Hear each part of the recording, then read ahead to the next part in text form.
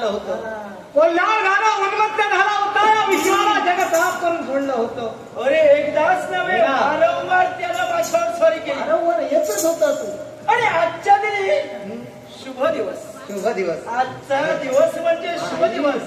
आशीर्वाद आशीर्वाद. अरे आजच्या दिनी माझ्यावर त्याने आक्रमण केलं. हो. आणि आक्रमण करताच आज मात्र मी त्याला ठार मारला गेला. संकट मुक्त झाले. आता कशाचीही काळजी नाही. आता या करवीर प्रांतातच राहणार आणि माझ्या साऱ्या भक्तांचं कल्याण करणार. धन्य आई धन्य धन्य. पण नारदा, मी त्याला ठार मारलं खरं, पण एक सारखा विचार करते. इतके दिवस त्यानं माझ्यावर स्वारी केली, पण मला सांग, तो आजच मेला कसा? प्रश्न रास्त आहे. होय ना?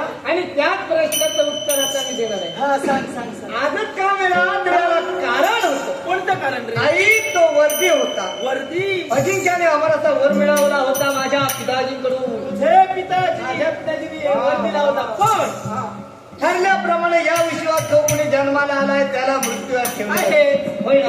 हो. आणि त्याचा मृत्यू असा होता. कसा रे? ज्यावेळी या विश्वाची पालन करती देवता, आमचे पतिमय परमेश्वर वैकुंठीचे नारायण, ज्यावेळी सामान्य मानवाचं रूप धारण करते, सामान्य मानवाचं रूप धारण करून एका मानव कन्याची ते लग्न करतील, त्यावेळी तुमच्या समोर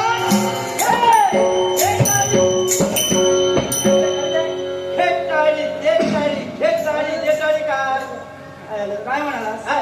बोलता बोलता सहज म्हणून गेलास. सरळ बोल. देवाने जर मानव रूप धारण केला नाही का मानव कन्याशी जर का लग्न लग्न हा तुझा अपमान आहे. लग्न केलं. काय गरज होती? मी कोण म्हणजे आई हे काय सांगायला हवंय? त्यांची प्रथम पत्नी मी ना. तू कोण आहे तुला माहितच आहे. होय ना? काना सांगू कोणती? नको. जगाला माहिती आहे तू कोण आहे. प्रत्येकाला याद आहे. मी कोण? त्यांची धर्मपत्नी. धर्मपत्नी प्रथम पत्नी. आणि मी असताना काय गरज होती?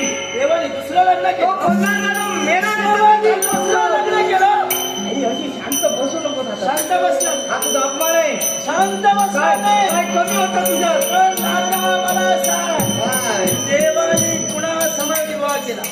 ऐकायचंय मला. आई सांग. नाव तिचं पद्मावती. पद्मावती. अरे देखणी आहे. पद्मावती सीता देवाने लग्न केलं असेल.